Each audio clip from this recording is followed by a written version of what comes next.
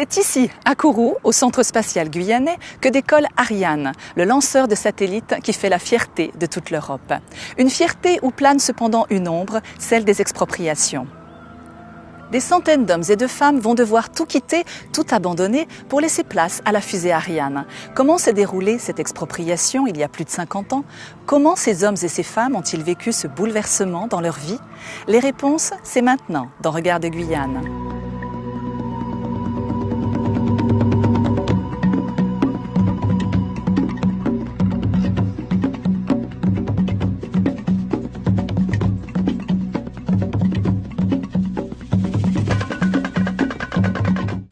Bonsoir et bienvenue dans Regard de Guyane.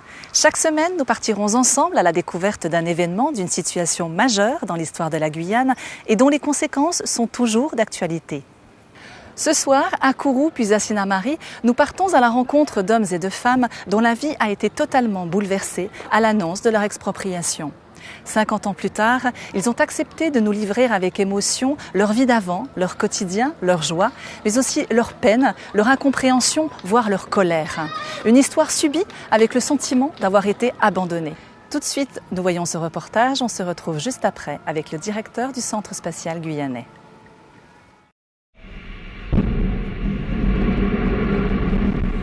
Avec plus de 300 satellites lancés en 36 ans, Ariane connaît un succès grandissant. À chaque tir, c'est une explosion de joie pour les ingénieurs et un véritable spectacle pour le monde entier. C'est forcément fabuleux, un lancement de fusée, c'est extraordinaire. C'était magique, c'était vraiment superbe. Mais ce succès, à qui Ariane le doit-elle? On nous a exproprié par nombre d'enfants, c'était faux. Quelle est sa véritable histoire? Pour ça, je dis, les gens qui ne connaissent pas l'histoire dans le temps, avant l'expropriation, ils ne connaissent pas rien. Et comment vivait-on avant l'arrivée d'Ariane? On était heureux, heureux. On vivait, c'était la joie. Et maintenant, c'est l'enfer.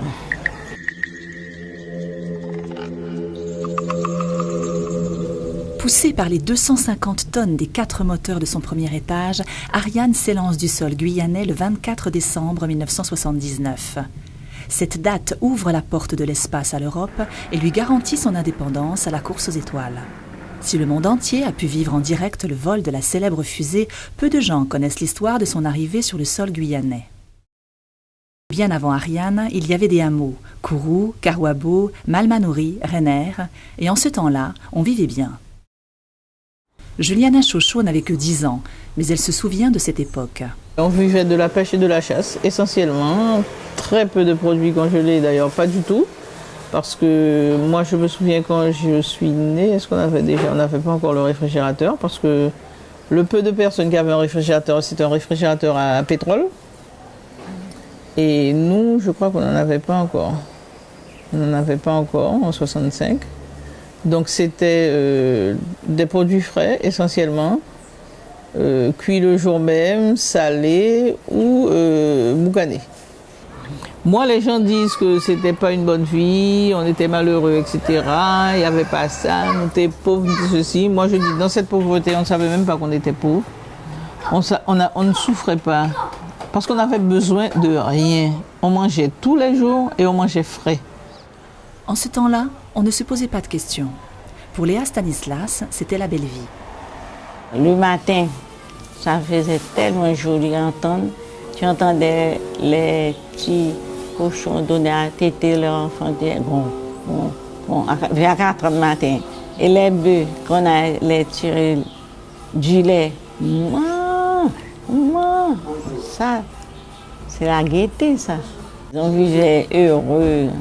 C'était la joie, oui, avant, à la campagne à Kourou. Mais oui, on venait à Kourou pour aller à l'école, à pied. C'était dur, mais c'était la vie. On avait choisi ça. Bon, des fois on connaît mieux, bon, on en vit peut-être un petit peu, mais là, c'était pas le cas. Hein. Tout le monde était joyeux, on se réunissait à Noël, on faisait nos fêtes ensemble. Donc déjà, j'avais 3 sœurs et un frère. Donc on était suffisamment nombreux pour jouer déjà chez nous, on se ralliait aux autres. Les enfants du bon, les neveux, nièces de mon papa, prenaient plaisir à nous rejoindre pendant les vacances parce que pour eux, c'était la belle vie. On était à l'aise, il y avait vraiment de l'espace et c'était quand même une autre vie à chercher les graines, manger ce qu'il y avait dans la nature, etc. C'était bien, merveilleux. Bon, j'avais 10 ans, j'étais encore jeune, mais c'est une période à laquelle j'y pense de temps en temps et assez souvent. Nous sommes en mars 1962. Les accords d'Évian permettent à l'Algérie d'accéder à son indépendance. La France, qui possède un site de lancement au milieu du Sahara algérien, doit donc trouver un nouveau lieu d'implantation pour son projet spatial. En avril 1964, le général de Gaulle choisit d'installer la base à Kourou, en Guyane française. Sa position proche de l'équateur permet d'envoyer rapidement des satellites en orbite tout en consommant un minimum de carburant. Son climat, hors des cyclones, garantit la sécurité des vols. Les conditions sont réunies, l'aventure spatiale peut commencer. Enfin presque. Car sur ce terrain, il y a des hommes et des femmes, certes une poignée, mais une poignée qu'il va falloir déloger. Autour de 300 personnes sont concernées par cette opération d'expropriation.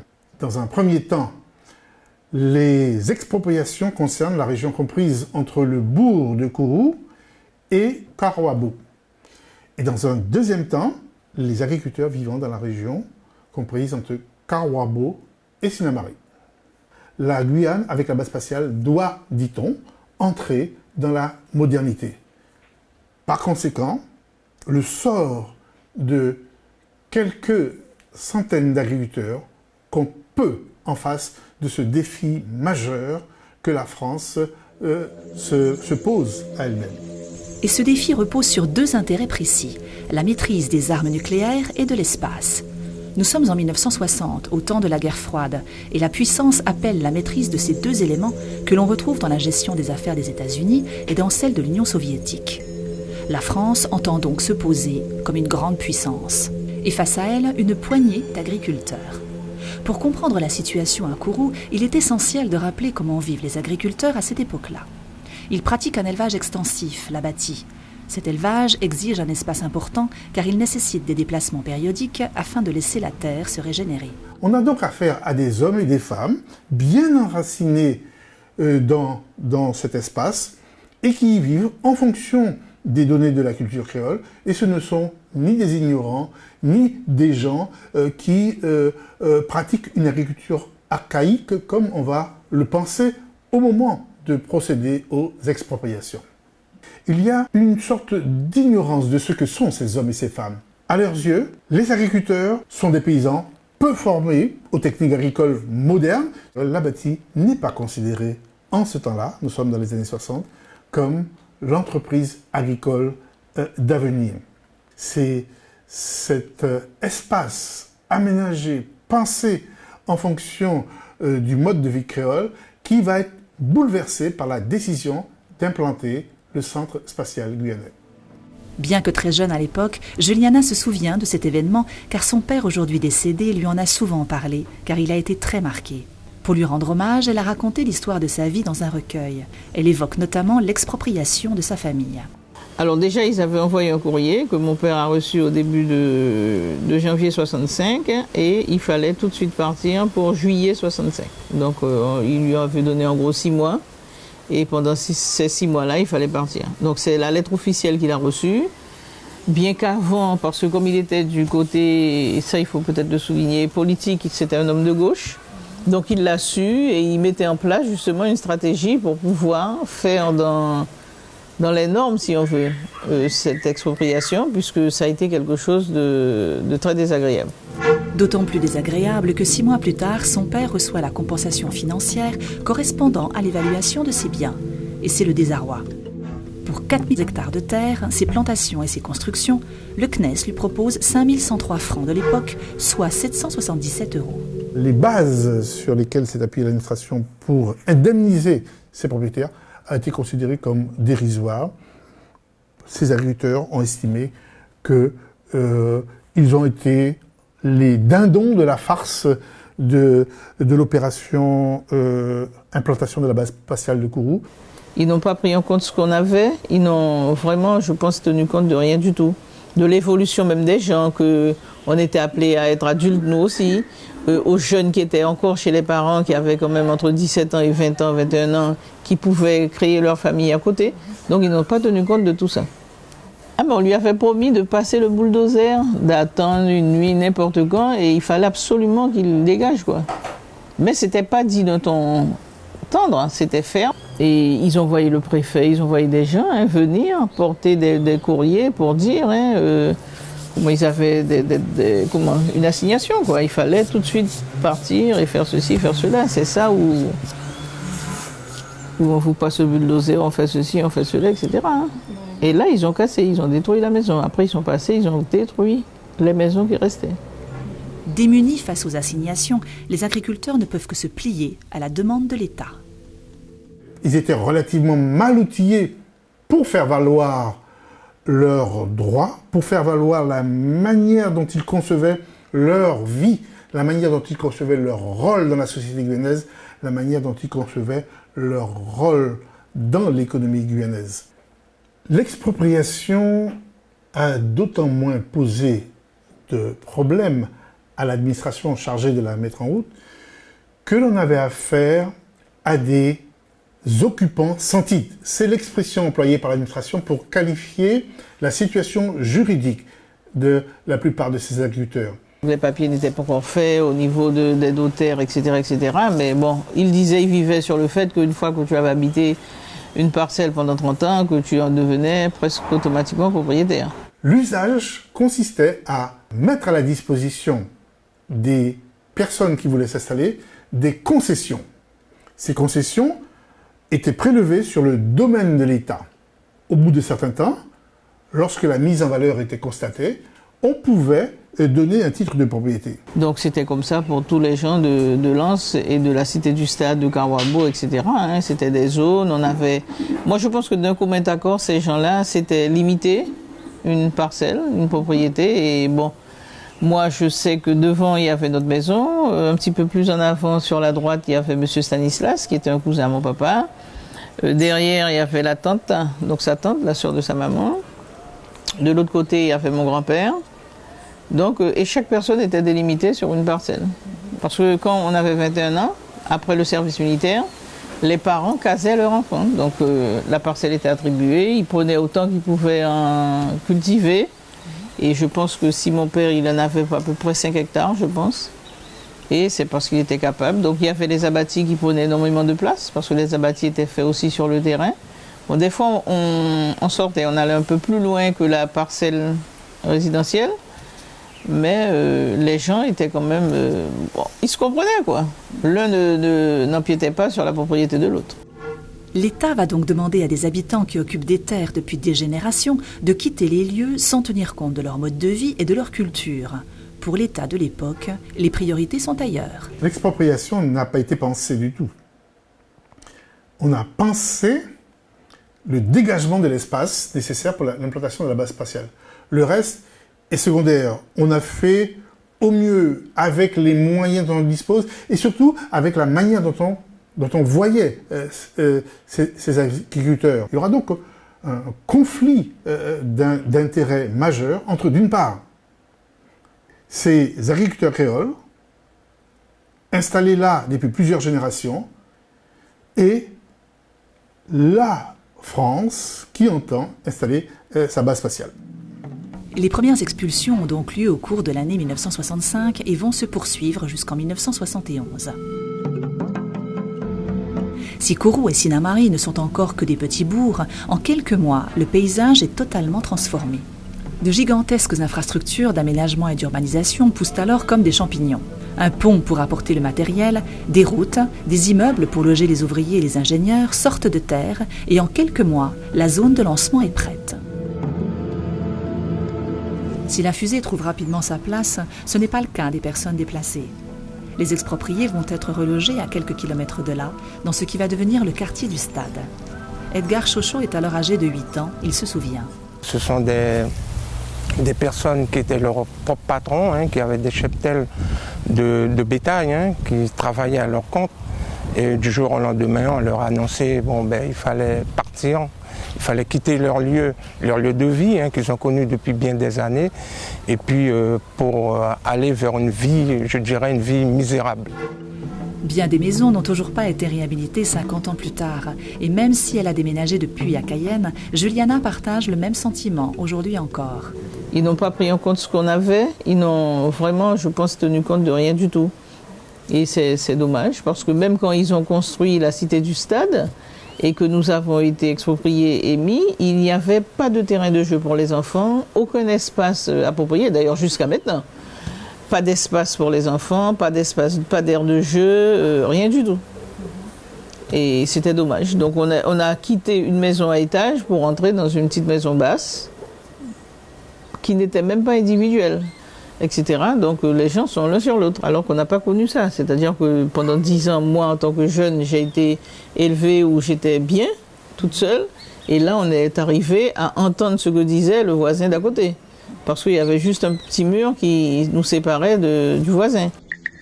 Qui se souvient 50 ans plus tard de l'ancien Kourou? Seul vestige de cette époque, les rues qui portent les noms des anciens hameaux, quartier des Savanes, quartier de Lens ou bien encore rue Carwabou. Quant au site lui-même, c'est chasse gardée. Propriété exclusive du Centre spatial guyanais, même si à l'époque les expulsions ne devaient durer qu'un temps. Alors au départ c'était provisoire soi-disant, c'est ce qu'ils avaient dit. Mais du provisoire ça a été du définitif. Et ça dure jusqu'à maintenant.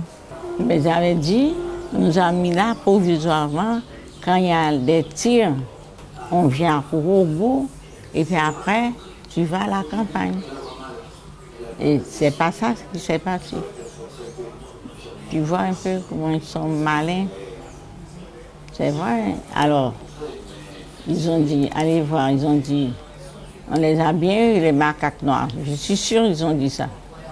C'est vrai. Hein?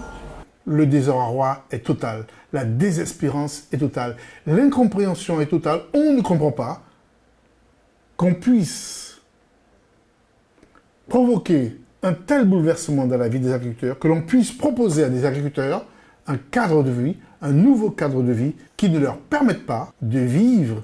On ne leur propose pas un cadre de vie équivalent, ayant la valeur de ce qu'ils possédaient dans la région de Korabo, de Rainer, de Parakou ou de Malmanouri. Ils ont fait des choses avec nous qui n'est pas juste. Hein. Nous, quand on était à la campagne, on avait chacun leur puits pour prendre de l'eau. Bon, on est venu ici, il faut payer l'eau. Normalement, on l'a arrêté, on ne devait pas nous faire payer de l'eau. Pour moi, hein, la lumière d'accord. Mais de l'eau, non. On ne devait pas nous faire payer d'eau. Donne-nous notre puits, on avait notre puits. Donne-nous notre puits. Vous ne voulez pas nous donner notre puits, ne faites pas payer l'eau. Et là, moi, ce qui me fait mal, c'est que, soi-disant, les personnes expropriées pour les biens du CSG qui, normalement, devaient partir parce que c'était si dangereux que ça, trop dangereux. Alors, deux choses, très dangereux, personne ne devait y être, c'était vraiment, il fallait sortir, sont sortis. Et maintenant, qu'est-ce qu'on voit? Que, on nous proclame tout le temps que la fusée, c'est pas dangereux, il n'y a rien, etc., etc. Donc, je dis que quelque part, ils nous ont menti. Et la deuxième des choses, c'est que où ils ont exproprié des gens, à la limite même, là maintenant ils font des constructions et en location surtout. Donc ils ont reconstruit, les gens louent et ça ne nuit et ça ne dérange personne. Alors que nous étions là, on nous a expropriés pour le bien du CSG qui maintenant refont encore profit avec des constructions et des locations. Je pense qu'il faut se replacer dans le contexte des années 1960 pour comprendre la manière dont on s'est pris pour gérer la question des expropriations. La priorité n'est pas dans la gestion de l'expropriation. La priorité n'est pas dans la réinstallation de ces personnes. Après tout, aux yeux de l'administration française, aux yeux du CNES, aux yeux de l'État, il s'agit de quelques personnes, certaines de personnes, ne constituant pas un poids économique essentiel, ni pour la France, et à leurs yeux, ni pour la Guyane. Et ces agriculteurs, qui pèsent peu dans les affaires de la France, qui pèsent peu dans les affaires de la Guyane, sont confrontés à des intérêts majeurs. Et l'intérêt majeur principal, c'est bien sûr la conquête de l'espace. L'implantation de la base spatiale est présentée aux Guyanais comme le futur moteur économique de la Guyane. Une économie dans laquelle les agriculteurs auraient souhaité être plus impliqués. On n'a pas mis à disposition, par exemple, un travail. J'ouvre, j'installe le centre spatial, je vous offre tant d'emplois avec la qualification des gens ou mettre en place une formation pour pouvoir les aider à s'installer, à prendre place, à travailler aussi au CSG. Ça n'a pas été fait. Donc le peu de gens qui ont eu la chance de partir, c'était éventuellement des gardiens, les ouvriers qui ont construit. Je sais que mon père, il a travaillé un petit peu sur la construction de la cité du stade, les grands chantiers, mais ils ont fait venir la main-d'œuvre extérieure. Et très peu de gens ont travaillé, très peu de gens sont retraités du centre spatial. Il n'y en a pas, il y a des Guyanais, certes, qui travaillent au centre spatial, mais il n'y a pas de Kouroussiens forcément, de beaucoup. Les agriculteurs se sentent donc écartés, mais également abandonnés par les élus de l'époque. On n'avait personne pour nous défendre. C'était à l'époque, lui-même, c'était M. Riemann, Eustache Riemann. Il était le maire, mais qu'est-ce qu'il a fait pour nous? Normalement, il y avait beaucoup de terrain en Guyane. On ne devait pas nous mettre collés comme ça. On devait nous mettre la maison individuelle, séparée. Les agriculteurs ont le sentiment qu'ils n'ont pas été soutenus par les élus, le sénateur, le député, le conseil général. Bien sûr, les élus ont pris en compte leurs souffrances. Bien sûr, les élus sont intervenus, notamment le député de la Guyane, Léopold Eder, pour que le relogement, pour que la réinstallation sur les terres de Guatemala ou de Matiti ou de Sinamarique, que les conditions soient améliorées. Mais c'est tout ce qu'ils ont obtenu. Et c'est peu de choses, car tandis que les terres sont réquisitionnées par le CNES, les agriculteurs qui possèdent des abatis se voient attribuer une petite parcelle sur Guatemala pour les expulser de Kourou et sur Matiti pour les expulser de Sinamari. Une maigre compensation puisque les terres proposées sont loin d'offrir les conditions d'antan. Tous les gens n'ont pas eu les mêmes lots de terre, tous les gens n'ont pas eu la même qualité. Et ça ne nous garantissait rien, parce que la production était déjà plus mauvaise, d'autant plus que les gens étaient impatients, parce qu'ils attendaient que ça prospère rapidement, alors que ça a été carrément le contraire. Moi, je sais que bon nombre de produits d'arbres fruitiers que mon père a plantés ne portaient pas. Ananas, rien du tout, corosol, rien, ou très peu, par rapport à ce qu'on avait à la savane. Donc on nous a laissés là. Mais le problème qui se posait, c'est qu'on nous a attribué ces terres et nous n'avions pas de moyens de locomotion. Donc il fallait prendre le bac de l'époque et aller sur la parcelle. Mais la parcelle étant répartie sur la grande parcelle, quand vous étiez à 1 km du bac, ça allait. Mais quand nous étions à peu près à plus de 7 km, 8 km du bac, il fallait faire du bac à l'extrémité à pied. Et une fois qu'on avait récolté, on n'avait pas de moyen de locomotion pour essayer de ramener la cueillette. Le conseil général, ils avaient convenu de mettre en place un transport pour pouvoir acheminer les gens et les déposer régulièrement le matin sur le terrain. Donc des fois, souvent, l'heure ne correspondait pas, le nombre de places était insuffisant, etc., etc. Alors, on a fait ça une seule fois et puis on a laissé tout. On ne pouvait plus aller. Vraiment, l'esclavage, ça. Vraiment, c'était l'esclavage pour aller dans son abattoir. Si beaucoup de terrains ont finalement été laissés à l'abandon, Juliana, Edgar ou Léa donneraient cher pour retrouver leur vie d'avant. Léa, tu as le droit de retourner demain.